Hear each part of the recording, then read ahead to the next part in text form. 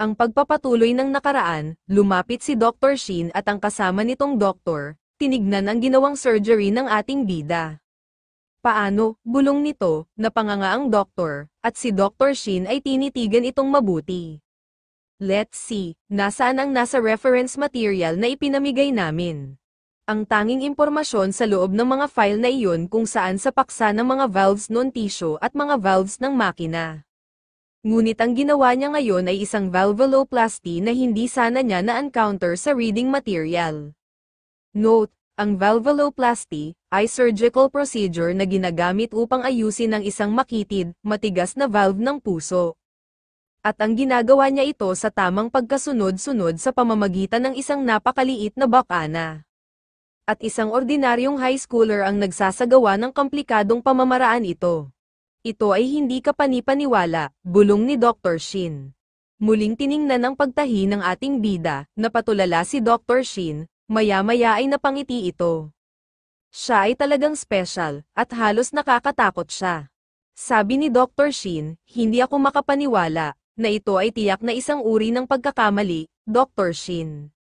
Bulong ng isang doktor, impossible ito, hindi mo naman kailangan magulat, dahil ako lang naman ang nagsasagawa ng operasyon na ito, sabi ni Akal, na ang ating bida lang ang nakakarinig, at tignang mo mabuti kung ano ang kaya ko. Lumipas ang mga oras, mula sa itaas ay sumigaw ang isang doktor, tapos na ang eksperimento, mangyaring pakilagay ng maayos ang iyong instrumento ngayon.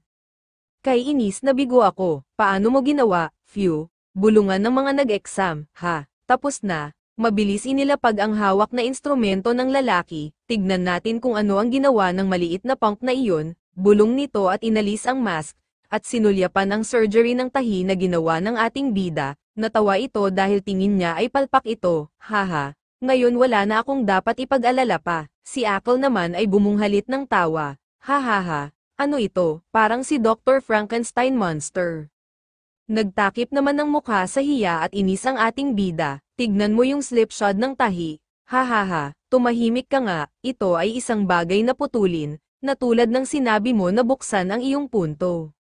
Pero medyo mabigat ang kamay ko ngayon, okay, buhahaha, tawa ng babaeng ghost, lumapit si Dr. Shin, kung ito ay isang totoong pasyente. Sila ay nasa matinding sakit pagkagising, napasulyap ang ating bida kay Dr. Shin, ang sugat ay maaaring magbukas muli sa pamamagitan ng mga tahi tulad nito, haha, na pinagpawisan na natatawa ang ating bida, alam mo ba kung ano ang valvuloplasty kung nagkataon?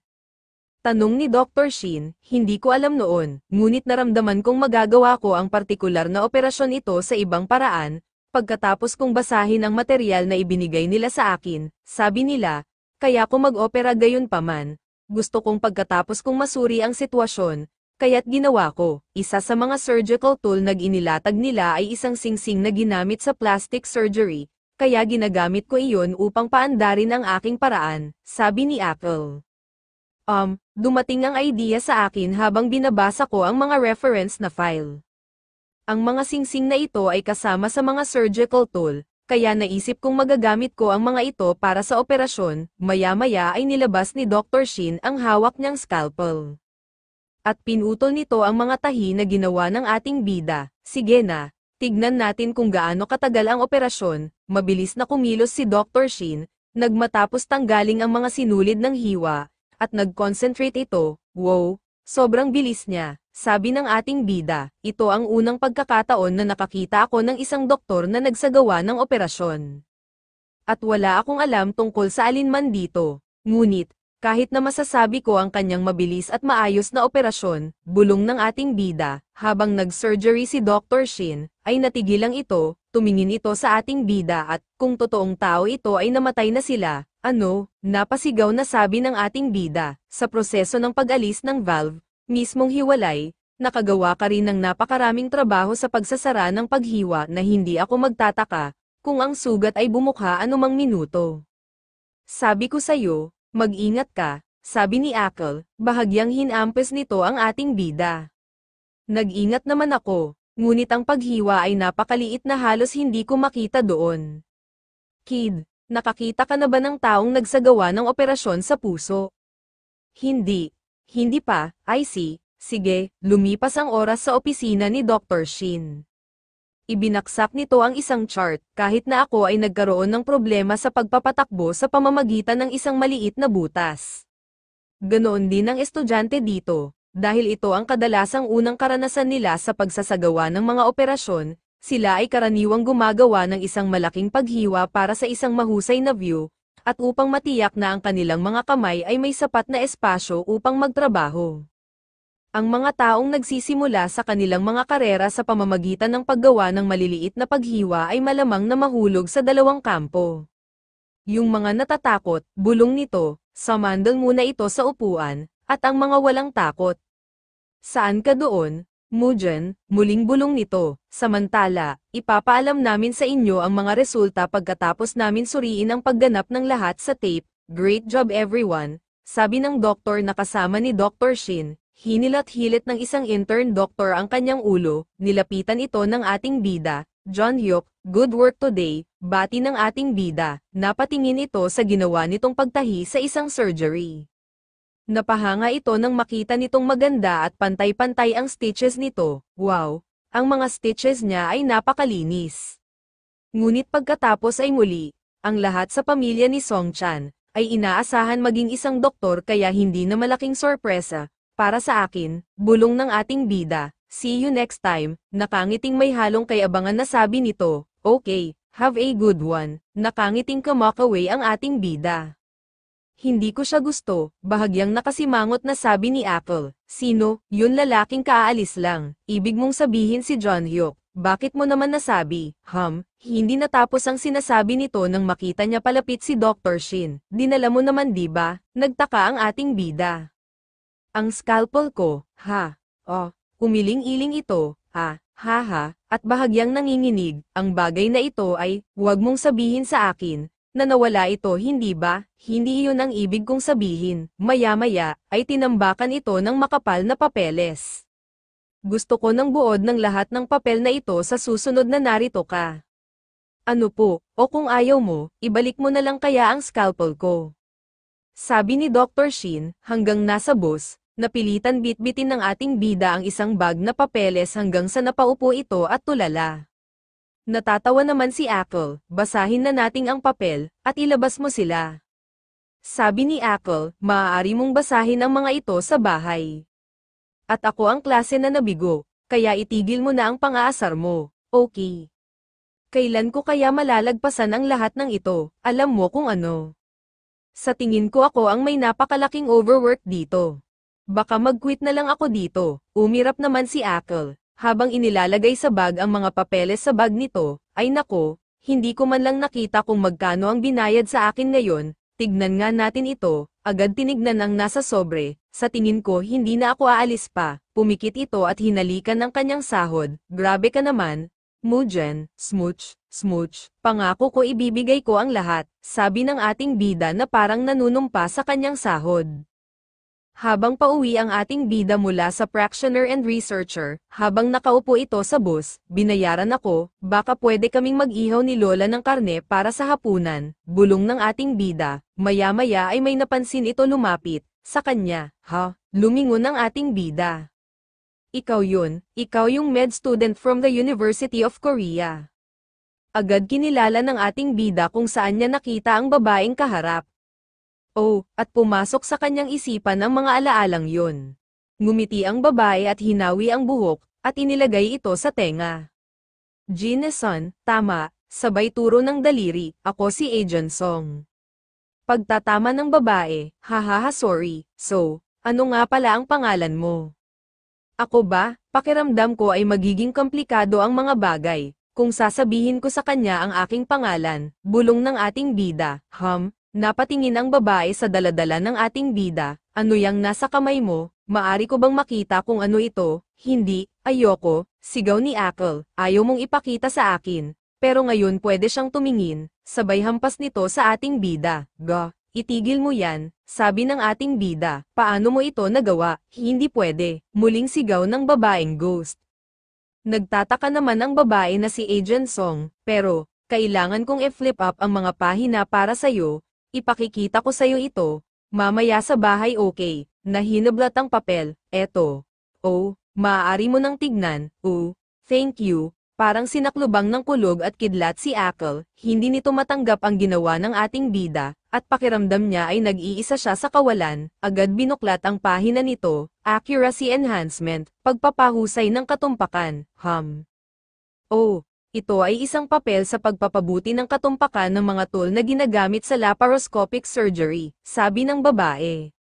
Wow! Alam nyo talaga ang ibig sabihin nun, halos hindi ko nasagot ang mga unang salita, bulong ng ating bida, dude hindi siya para sayo, alam ko kung ano ang ibig sabihin ng mga salitang iyan, sabi ni Akal, gosh, ang daming salitang hindi ko alam dito, ito ba ang uri ng mga bagay na natutunan mo sa med school? Sabi ng babae, oo, hahaha, tumingin ang babae sa ating bida at hindi mo ba talaga sasabihin ng pangalan mo? Paano kung magkita ulit tayo sa school mo sa hinaharap? Ang lalaking nagligtas at ang kanyang asawa ay parehong gustong malaman kung sino ka. Well, hindi ito ang tamang oras ngayon, so, sasabihin ko na lang uli, sa iyo kapag nagkita tayo sa susunod. Oh, nandito na pala ako, sasabihin mo talaga sa akin next time.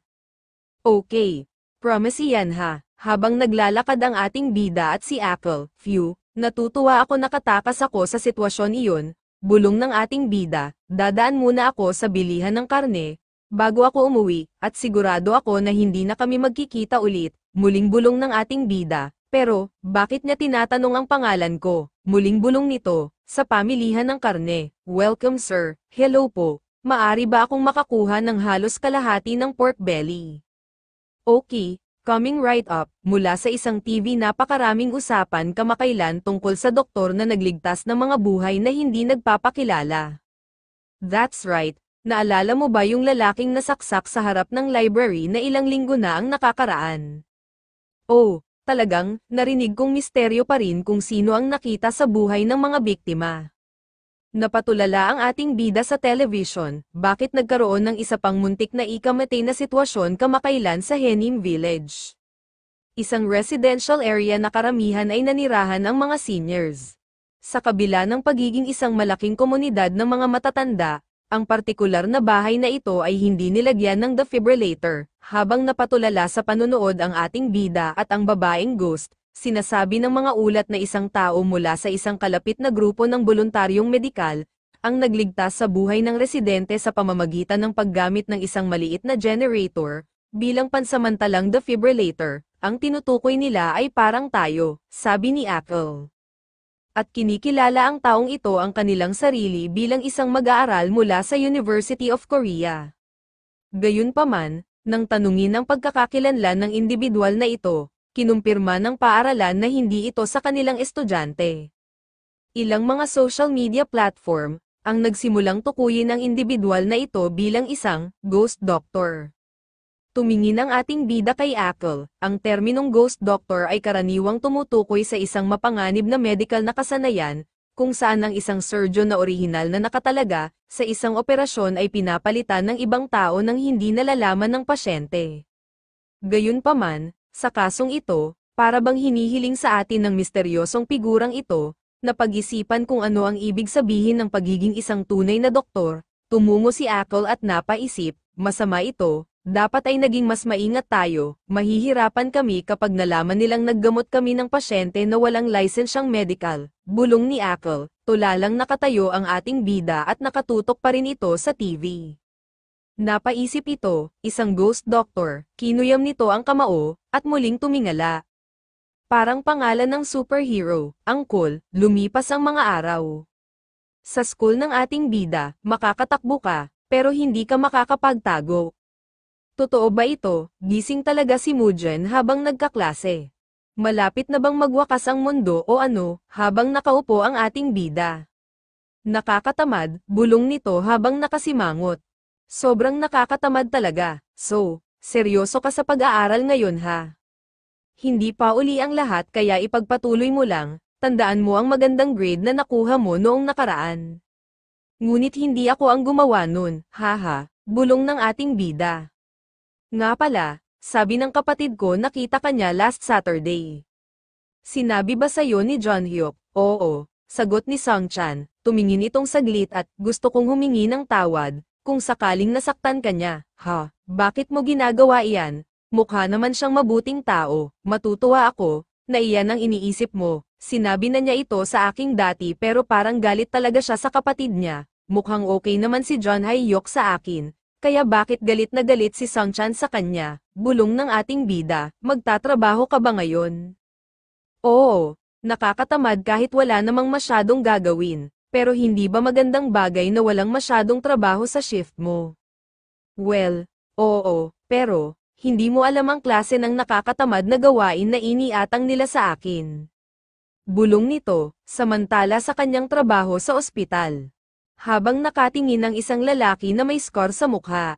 Napalunok ang ating bida. So, ano ang dahilan at napunta ka dito ngayon? May sakit ka ba? Tanong ng ating bida. May hamampas sa dibdib ko ng kahoy ngayon, at yun nga.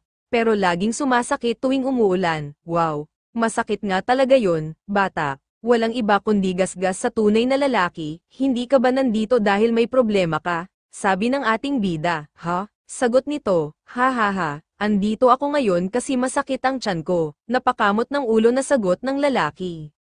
Nakakaramdam siya ng kirot sa kanyang dibdib tuwing tag-ulan dahil siya ay tinamaan ng kahoy na beam, sabi ni Akal, habang nakatingin ang ating bida, may iba ka pa bang problema bukod sa digestion, napatingin ang lalaki. Kumusta ang iyong pagdumi, napatulala ang lalaki. Na nagtataka, kailan ka huling damumi, nako. Para sabihin ko sa'yo, naihulog ko na pareho sa big ol, log sa toilet ko kaninang umaga, ha ha ha. Tawa ng lalaki habang nasa ulo ang kamay nito, gumawa ng isang malaking ol, log sa malusog na pagdumi. Ang ginagawa ko lang dito ay itapon ang basura na ilang beses, sa isang araw at tumanggap ng pasyente. Sumandal ito sa upuan, at inilagay ang dalawang kamay sa ulo nito. Tinatamad lang ako dito buong shift. Kaya syempre hindi ako inaantok sa klase. Ako ang ghost doctor, hindi nyo ako kayang tratuhin ng ganito. Naiinip na ako, bulong nito, maya-maya biglang bumukas ang pintong salamin, at sumigaw ang pumasok doon, nagkaroon ng malaking away sa pagitan ng magkaribal na mga gang sa malapit, ang mga pasyente ay papunta na ngayon humanda ang lahat, ha. Isang gang fight, bulong ng ating bida, natuliro ito, Director Park, sigaw ng isang doktor. Ilang pasyente ba ang sinasabi mo? Lahat sila ay mula sa Southern Division, sigaw muli ng doktor.